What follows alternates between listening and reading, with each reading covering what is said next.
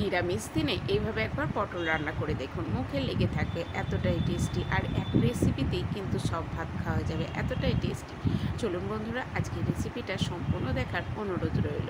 এখানে দেখুন কিছু পটল নিয়ে নিয়েছি, আমি এখানে 5 পিস পটল নিয়েছি আমার পরিমাণ মতো। এবার পটলটাকে আমি এইভাবে আগে ধুয়ে নিয়ে অর্ধেক খোসা সমেত কেটে নিয়েছি, আর এরকম দুদিকেই কিন্তু ফালা করে নিয়েছি। দেখুন এমনভাবে ফালা করেছি কিন্তু দু অর্ধেকও হয়ে যায়নি, অথচ সুন্দরভাবে ফালাগুলো করে নিয়েছি। এইভাবে ফালাগুলো করে নিলে ভিতরে রেসিপির যে স্বাদ সেটা কিন্তু প্রবেশ করবে, খুব তাড়াতাড়ি পটলটা নরম সফট হয়ে যাবে। এবার দেখুন আমি এখানে লবণ আর হলুদ মাখিয়ে নিচ্ছি। আগে থাকতেই লবণ আর হলুদটা মাখিয়ে নিলে পটলটা সুন্দরভাবে ভাজা যাবে, আর স্বাদটাও বেশ ভালো লাগবে। বন্ধুরা নমস্কার, বন্ধুরা আমি সুস্মিতা, মায়ের হেসেলে আপনাদের সকলকে স্বাগত জানাই। আবার চলে এলাম নতুন দিনের নতুন একটা রেসিপি নিয়ে। আজকের রেসিপিটা বন্ধুরা দুর্দান্ত স্বাদ। এইভাবে যদি না খেয়ে থাকেন একবার অন্তত বানিয়ে খেয়ে দেখবেন। চলুন রেসিপিটা সম্পূর্ণ দেখার অনুরোধ রইল। এখানে দেখুন গ্যাসটাকে অন করে দিলাম আর কড়াই চাপিয়ে দিলাম। প্রথমেই দেখুন একটা ছোট বাটির হাফ বাটি মতো এখানে মুগের ডাল নিয়ে নিয়েছি। মুগের ডালটাকে একদম লো ফ্লেমে একটু নাড়াচাড়া করে ভেজে নেব। খুব কড়া করে ভাজবেন না, তাতে কিন্তু স্বাদটা নষ্ট হয়ে যাবে। দেখুন আমি এইভাবে কিন্তু ভেজে নিয়েছি। সুন্দরভাবে ভেজে নেওয়ার পর এটাকে আলাদাভাবে ঢেলে রেখে দিলাম, বা গরম একটু জলের মধ্যে ভিজিয়ে রেখে দিলাম। ওপরে একটা পাউডার থাকে, সেটাকেও ভালো করে ধুয়ে নিতে হবে। এবার ওই কড়াইয়ের মধ্যে কিছুটা সর্ষের তেল দিয়ে দিলাম। এই রেসিপিটা সর্ষের তেলে বানালেই খেতে বেশ ভালো লাগবে। ভালো করে তেলটাকে গরম করে নেওয়ার পর খুন্তির সাহায্যে পুরো কড়াইয়ের গায়ে লাগিয়ে দিলাম। এবার যে নুন আর হলুদ মাখিয়ে রেখেছিলাম পটলটা, সেটা কিন্তু দিয়ে ভালো করে একটু নাড়াচাড়া করে নিলাম আর ঢাকা দিয়ে দিলাম। একদম লো ফ্লেমে কিছুক্ষণ এইভাবেই রেখে দেবো, তাতে পটলটা অনেকটাই এক পিঠ কিন্তু ভাজা হয়ে যাবে। দেখুন কিছুক্ষণ পর ফিরে এলাম। এক পিঠ কিন্তু পটলটা সুন্দরভাবে ভাজা হয়েছে, দেখে বুঝতেই পাচ্ছেন পটলের কালারটা দেখে। এইভাবে আবারও অপর পিঠটা আমি খুন্তির সাহায্যে উল্টে দিলাম। উল্টে দিয়ে আবারও একইভাবে আমি ঢাকা দিয়ে দেবো কিছুক্ষণের জন্য, তাতে পটলটা সুন্দরভাবে অন্য পিঠটাও ভাজা হয়ে যাবে। এইভাবে পটলটা ঢাকা দিয়ে ভাজলে পটলটা সুন্দরভাবে ভাজা হয় আর অনেকটাই সিদ্ধ হয়ে যায়। দেখুন কিছুক্ষণ ঢাকা দিয়ে দিয়েছিলাম, তাতে এক পিঠ দু পিঠই কিন্তু সুন্দরভাবে ভাজা হয়েছে, কোনো দিকে কিন্তু পুড়েও যায়নি আর কাঁচাও নেই। দেখে বুঝতেই পারছেন বন্ধুরা, এইভাবে কিন্তু পটলটাকে ভেজে নিতে হবে। এবার খুন্তির সাহায্যে আমি তুলে নেব অন্য একটা পাত্রে তেল ছড়িয়ে।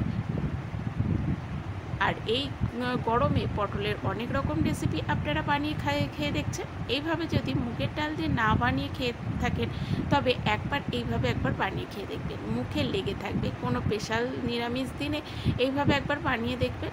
এবার ওই তেলের মধ্যেই কিছু গরম মশলা ফোড়ন দিয়ে দেবো। তার মধ্যে দিয়েছি একটা শুকনো লঙ্কা, আর গোটা গরম মশলার মধ্যে দারচিনি, লবঙ্গ, একটা এলাচ, আর দিয়ে দেবো একটা গোটা জিরে আর একটা তেজপাতা।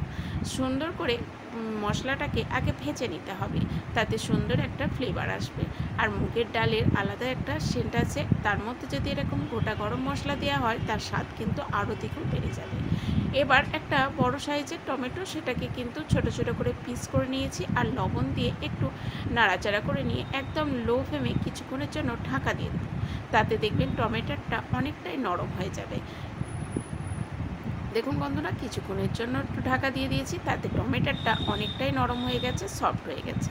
এইভাবে খুন্তির সাহায্যে আর একটু নাড়াচাড়া করে নেবো, আর খুন্তি দিয়ে টমেটোর গায়ে একটু চাপ দেবো, তাতে দেখবেন একটু নরম হয়ে আসবে। আপনারা এখানে টমেটোটা একটু গ্রেট করেও দিতে পারেন। এবার গ্রেট করে আদা 1 চামচ মতো দিয়ে দিলাম, দিয়ে একটু নাড়াচাড়া করে নেবো। এখানে গ্রেট করে আদাটাই ব্যবহার করবেন, তাতে খেতে ভালো লাগবে। এবার এখানে কিছু গুঁড়ো মশলা দিয়ে দেবো। তার মধ্যে দিয়েছি ধনের গুঁড়ো, জিরের গুঁড়ো, হলুদ গুঁড়ো, কাশ্মীর লঙ্কার গুঁড়ো। এগুলোকে দিয়ে ভালো করে একটু জল দিয়ে দিলাম। জল দিয়ে দিলে পুরো গরম মশলাগুলো একটু পুড়েও যাবে না, তাতে মশলাটা সুন্দরভাবে দেখবেন কষানো যাবে। আর দিয়ে দিলাম দুটো কাঁচা লঙ্কা, দু ফালা করে দিয়েছি। দিয়ে ভালো করে একদম লো ফ্লেমে খুন্তির সাহায্যে নাড়াচাড়া করে আমি কষিয়ে নেব। একটু কষানো হয়ে গেলে যে ভেজে রেখেছিলাম মুগের ডাল, সেটাকে ভালো করে একটু ধুয়ে নিয়ে আমি মশলার মধ্যে দিয়ে দিলাম। দিয়ে ভালো করে একটু খুন্তির সাহায্যে মশলার সঙ্গে মুগের ডালটাকেও ভালো করে একটু কষিয়ে নেব। এইভাবে মুগের ডালটাকে যদি মশলার সঙ্গে কষিয়ে নিই, মুগের ডালটা দেখবেন খুব তাড়াতাড়ি সিদ্ধ হয়ে যাবে, আর এইভাবে কষানোর ফলে সুন্দর একটা ফ্লেভার দেবে। এটা একটা পুরোনো দিনের রান্না বন্ধুরা। আগেকার মা ঠাকুমারা দিদারা এই রেসিপিগুলো বানাতো, এখনকার এইসব রেসিপিগুলো হারিয়েই গেছে। তবে এইভাবে একবার খেয়ে দেখবেন বন্ধুরা, মুখে লেগে থাকবে। একটা সিম্পল রেসিপি আমাদের রোজকার জীবনে একটা অন্যরকম স্বাদ এনে দেয় বন্ধুরা। দেখুন কিছুক্ষণের জন্য ঢাকা দিয়ে দিয়েছিলাম, তাতে দেখুন সুন্দরভাবে কষানো হয়ে গেছে। এবার এখানে কিছু জল ব্যবহার করে দেবো। দেখুন সুন্দরভাবে তেল ছেড়ে দিয়েছে। এবার কিছুটা গরম জল আপনারা দিয়ে দিতে পারেন, দিলে এর স্বাদটা ব্যালেন্স থাকবে আর খুব তাড়াতাড়ি রেসিপিটা হয়ে যাবে। এবার ভালো করে একটু নাড়াচাড়া করে মিশিয়ে নেব, যাতে মশলাটার সঙ্গে সুন্দরভাবে জলটা মিশে যায়। এবার 2 থেকে 3 মিনিট মতো একদম লো ফ্লেমে রেখেছিলাম, তাতে দেখুন ডালটা অনেকটাই সিদ্ধ হয়ে গেছে, অথচ গোটা গোটা আছে।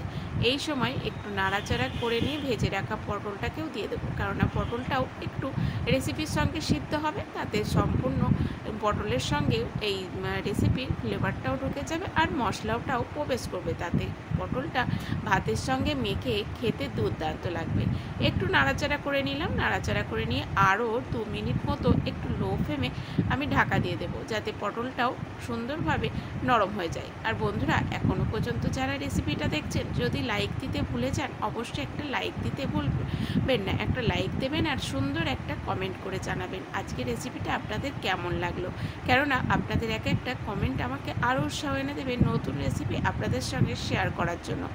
একটু নাড়াচাড়া করে নিলাম, নাড়াচাড়া করে নিয়ে নামানোর আগে 1 চামচ মতো গাওয়া ঘি, একটু গুঁড়ো গরম মশলা দিয়ে দিলাম।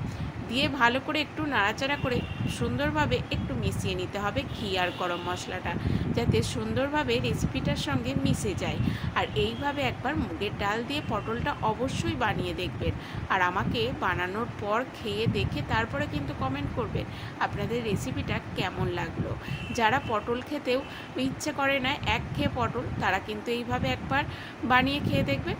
দেখুন কিছুক্ষণ ঢাকা দিয়ে রেখে দিয়েছিলাম গ্যাসটাকে অফ করে দিয়ে, তাতে ঘি আর গরম মশলাটা পুরো রেসিপিটার সঙ্গে ছড়িয়ে গেছে। এবার অন্য একটা পাত্রে তুলে নিলাম আর গরম গরম ভাত বা রুটির সঙ্গে রেসিপিটা পরিবেশন করতে পারেন। আশা করি আজকের রেসিপিটাও আপনাদের খুবই ভালো লাগলো। ভালো লাগলে লাইক, শেয়ার ও কমেন্ট করতে ভুলবেন না। আর নতুন বন্ধু হয়ে থাকলে অবশ্যই চ্যানেলটাকে সাবস্ক্রাইব করবেন এরকম সাধারণ রেসিপি পাওয়ার জন্য। দেখুন কতটা লোভনীয় লাগছে এই পটলের রেসিপিটা। সম্পূর্ণ রেসিপিটা দেখার জন্য ধন্যবাদ। ভালো থাকবেন, সুস্থ থাকবেন, দেখা হচ্ছে পরের রেসিপিতে।